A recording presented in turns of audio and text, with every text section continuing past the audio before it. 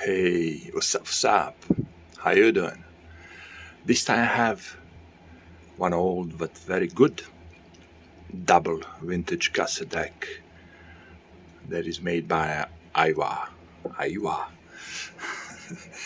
AD-WX808 stereo cassette deck.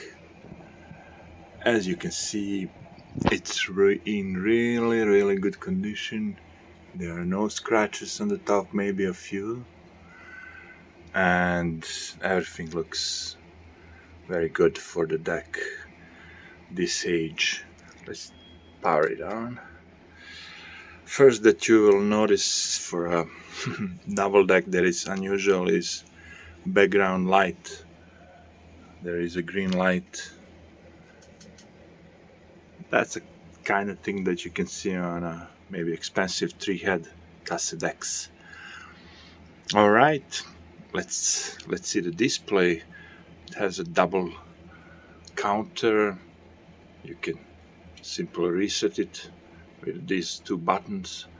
A nice peak level meter, 12-point peak level meter. And everything you do, like if you select Dolby B or C or DBX or whatever you choose, it will be shown like a reverse mode, direction of the tape. It will be shown on display. So we have a left deck that is basically for playback, and the right deck is for recording too. What they said that is very specific for this cassette deck is quick reverse. That means that this deck will not wait until the end of the tape. It will wait when the brown or black part of the tape ended and the transparent part of the tape beginning. That's usually when on the beginning and end of the tape, and it will just turn the heads on the other direction as soon as he sees that the tape, the brownish part of the head of the tape is gone. So you'll spare like 3, 4, 5 seconds when the deck is doing auto reverse. It's quick. Auto tape select, you can see that on many cassette decks. High-speed synchro dubbing system, like I said, on many cassette decks, but this one has Amorphous Head, which is very important. That head could last and is still lasting much longer. I did mention Dolby B and C HX Pro. You see that you can also use it with the headphones. Normal high-speed dubbing. All this is pretty much already well known for everybody who used cassette decks in the past, but this deck also has a bias knob. What is interesting, that time AIWA used to have like this sticker on the top. I don't know if you can see it. Let me zoom it a little bit. You see, like there is like a color and the type of the tape and the brand of the tape. So basically, if you have like let's say TDK-D, then you know that you have to put it in the blue or green, no, blue part of the bias, and blue level will be something like this.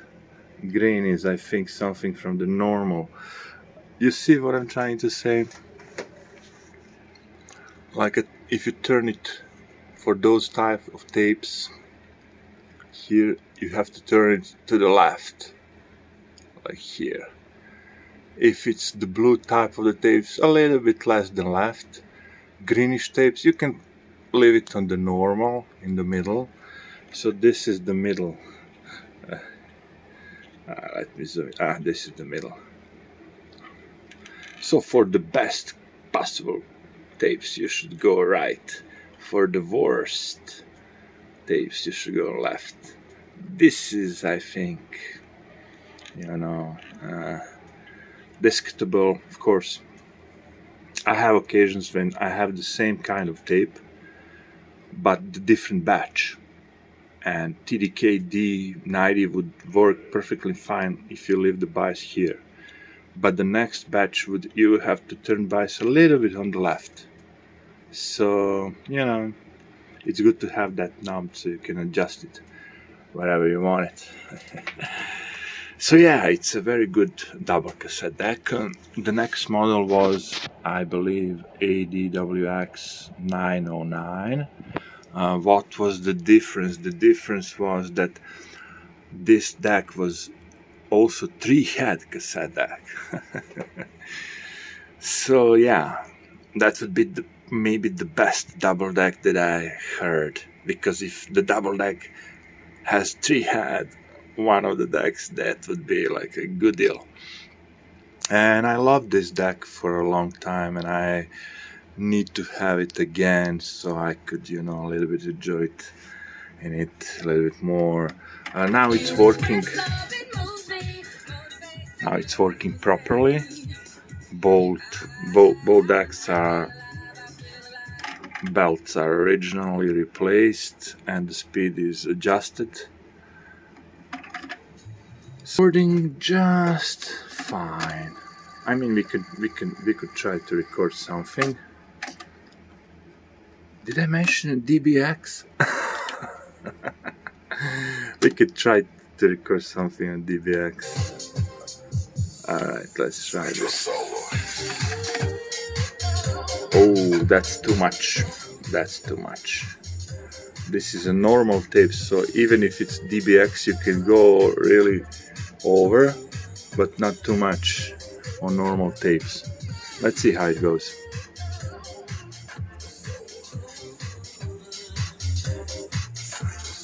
Oh, I'm not recording.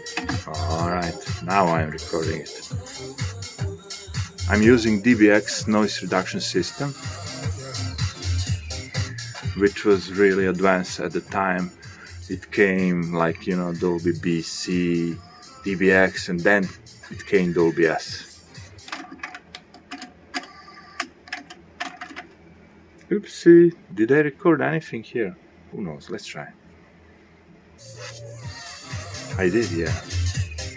One channel is a little bit, yeah, but it's working.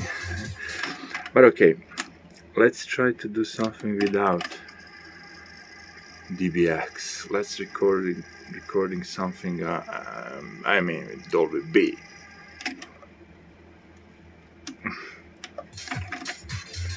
We're gonna put this level way down.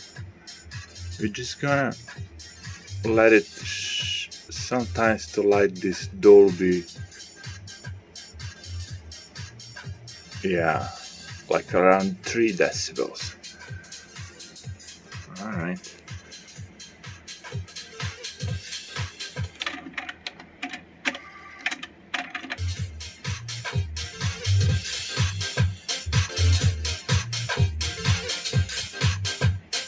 To tell you the truth, I couldn't see the difference.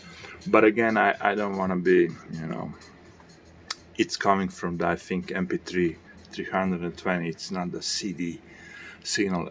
We're talking about the internet radio. But hey, I'm amazed. The speed of the deck, how quick it turns.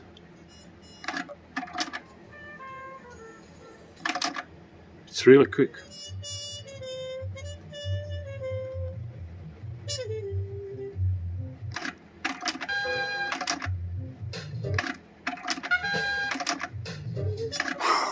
Almost like a CD. I don't want to bother you with the technical, you know, stuff, but let's say metal tape 20 to 18 kilohertz, chrome tape 20 to 17, and normal tape 20 to 16 kilohertz. Signal to noise ratio 92 decibel. Okay, wow and flutter 0.055 on both decks. I think that would be pretty much it. So I enjoyed it, and I think this is really a brilliant deck that was made by AIWA and I think it's really something, and design and everything. All right, see you next time.